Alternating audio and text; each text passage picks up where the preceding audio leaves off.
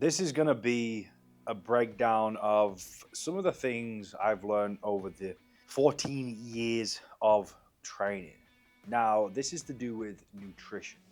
Nutrition Basics 101 and my beliefs. So, let's get to it. Prioritize protein. Protein is very important in building muscle, recovery, etc. etc. So, make sure you try at least to get 1 gram per pound of body weight. Simple and basic. I am definitely a high protein guy, and I like to consume at least 200 grams of protein every single day.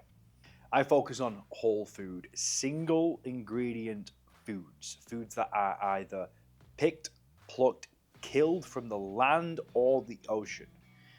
A tomato is a tomato, a steak is a steak, and nothing else. Simple and basic, straight to the point. There is so much bullshit out there, and for me, I know eating single ingredient whole foods 95% of the time is the way forward. I love pizza, pasta, toasties, desserts, sweets, ice cream, pastries. I love all of that shit. I love it. It's addictive. It tastes amazing. But if you want to achieve a next level physique and you want to perform at a very high level, eating single ingredient foods 95% of the time, for me anyway, is ideal. I say to other people and clients, if you eat 80% of the time like this and then 20% of the time more foods that are processed, I'm not talking about sugary sweets and pastries and all that shit, but just more processed things that maybe have 3 or 4 ingredients, not 30 plus.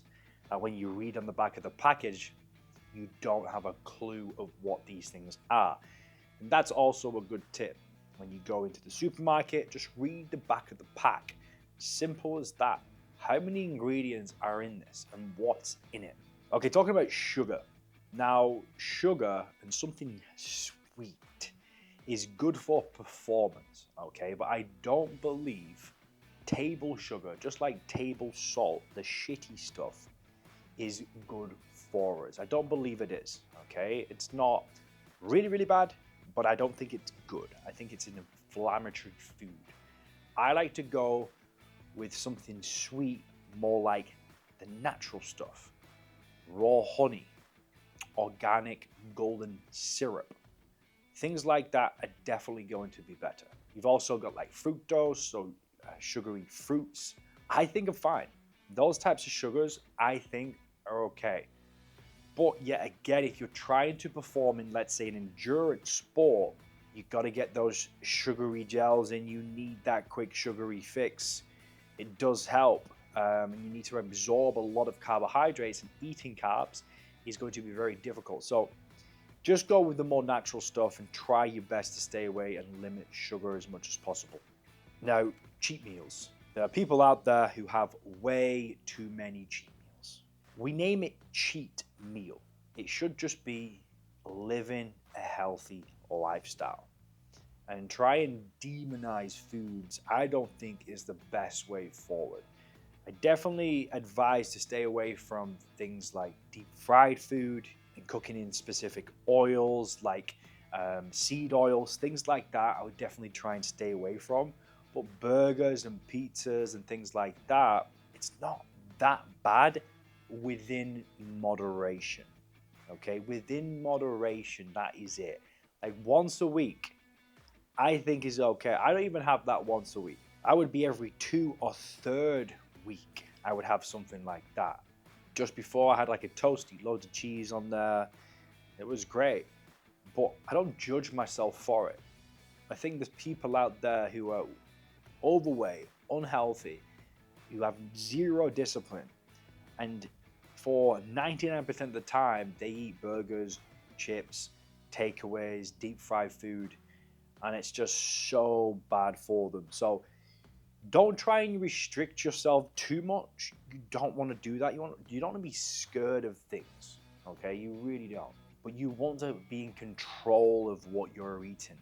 If you know it's a trigger food, then stay away from it until you've overcome that and you're in control of what you eat and what you put in your body. Managing calories and macros. For me, I don't track. I get in tip top shredded shape, bulk cut without tracking. I eyeball it. I have done in the years, for many years before, but moving forward, you get to know your body. You understand nutrition and good, healthy foods that you don't need to track everything unless you are maybe doing, maybe you've got like an Ironman, maybe you've got an event, or maybe you've got something on the cards where you need to be tracking, like a photo shoot. I don't even need to track for a photo shoot. Maybe a bodybuilding competition.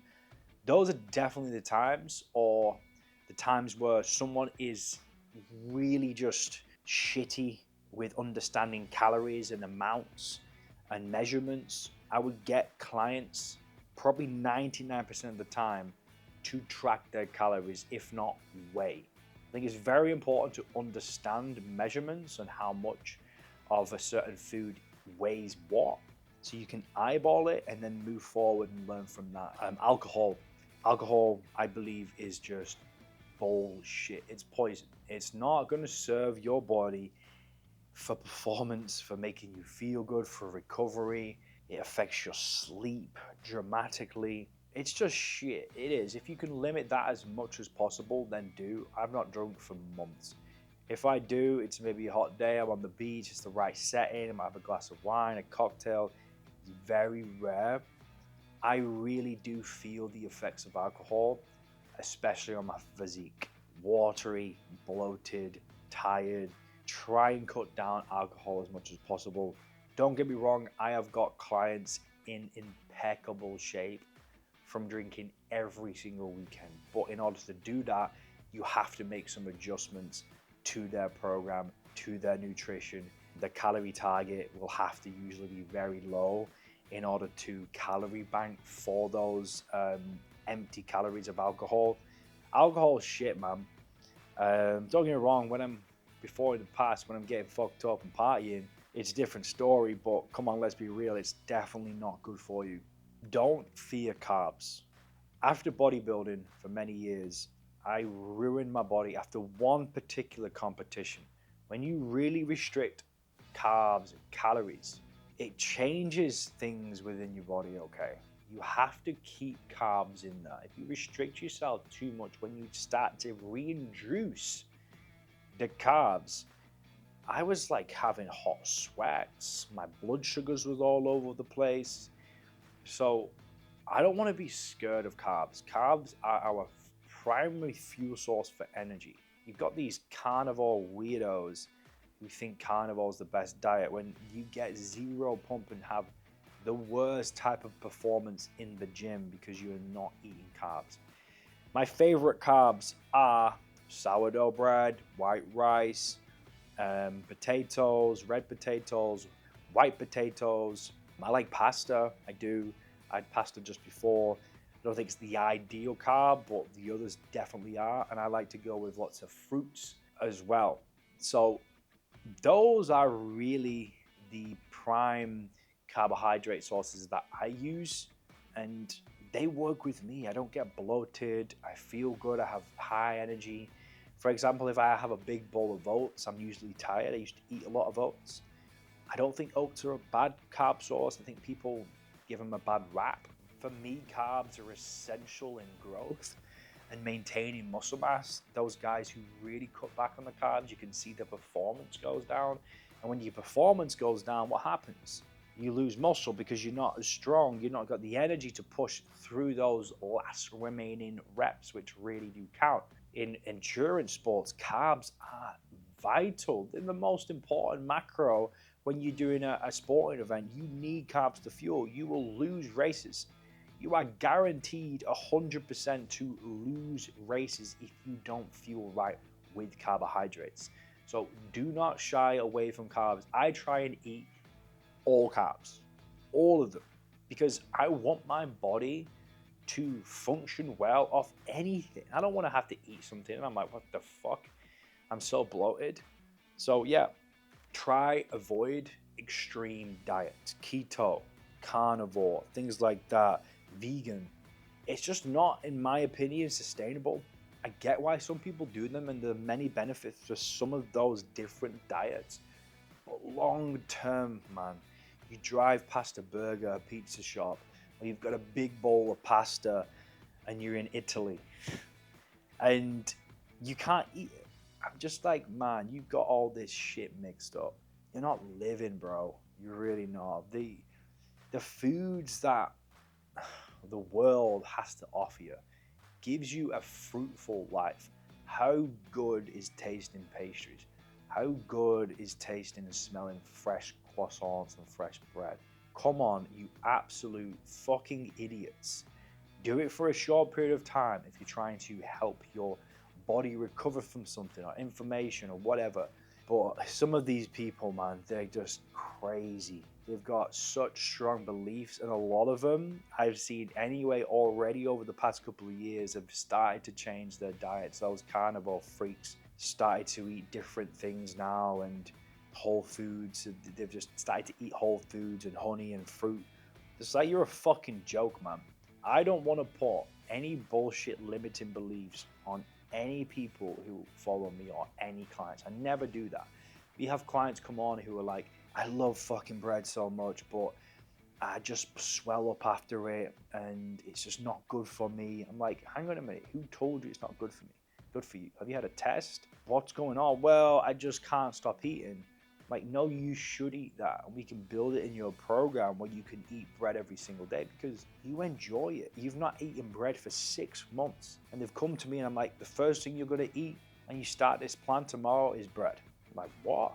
Why not? And they eat bread and they're fine. So try and not do over restrictive diets. I think it's a craze. I think it's stupid. I think you're a fucking weirdo if you can't enjoy your pizza or pasta. Unless you've got something seriously wrong with you, then it's a different story. But if you haven't and you choose to not eat things like that, then you're crazy, man. Prioritize your gut health. So if you do eat shit and junk food and crap, it's not going to be good for your gut. I had some gut issues before from stress. I heavily eat foods that feed my microbiome. You've got to do it, guys. You've really got to look after the gut. It's your second brain. It's very important for overall health. And a lot of illnesses stem from your gut. So look after your gut with foods that are fermented, yogurt, kimchi, sauerkraut, taking certain supplements, probiotics, prebiotics, bananas. It's very important, guys, to look after your gut health. People just don't do it. And when you eat that garbage, that processed crap, that's the killer for your gut. And also alcohol ruins my gut. It's such bad acid reflux after eating shit food and drinking alcohol. Can't tell you guys, like, I'm so in tune with my body. If I eat shit for a long period of time and I keep snacking on it, it gets me every single time. Meal frequencies. So people are a big believer in one meal a day. I think it's probably beneficial for overall health to eat less frequent. But if you're trying to get jacked and you're trying to perform at your best, I think 3 to 4 meals a day. If you're a bodybuilder, more.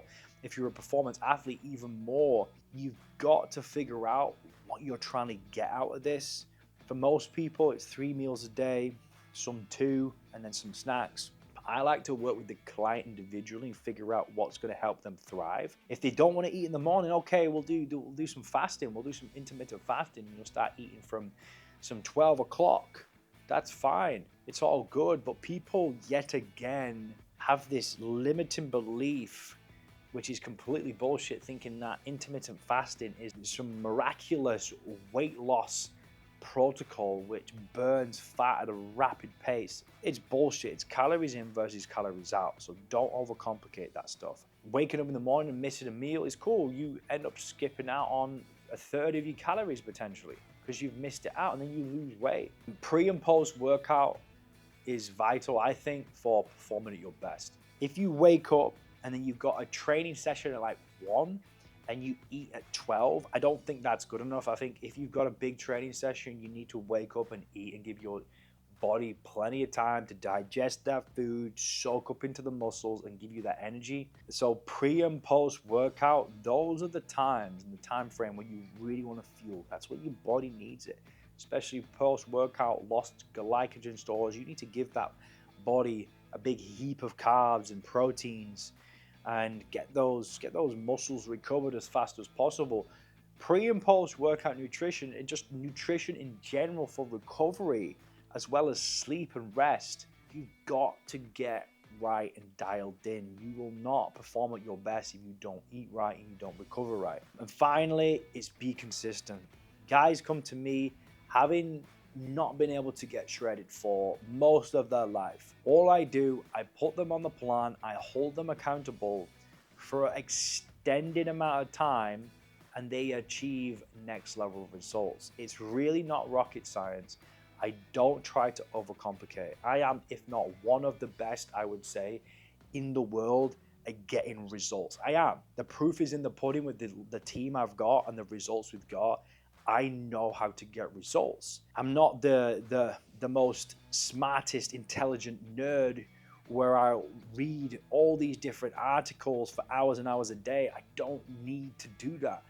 I'm guaranteed better than most people in the world who are these fucking nerds who don't know how to communicate and get results with their clients and tell them why they should be doing this and change and manipulate things and support them. So consistency is the key. It really is. If you stick to what I've just listed out here and you try and just bring a little bit more awareness to what you're eating and how you're eating, you will definitely see tremendous progress with your physique and how you feel, your energy throughout the day. So yeah, I hope that helped.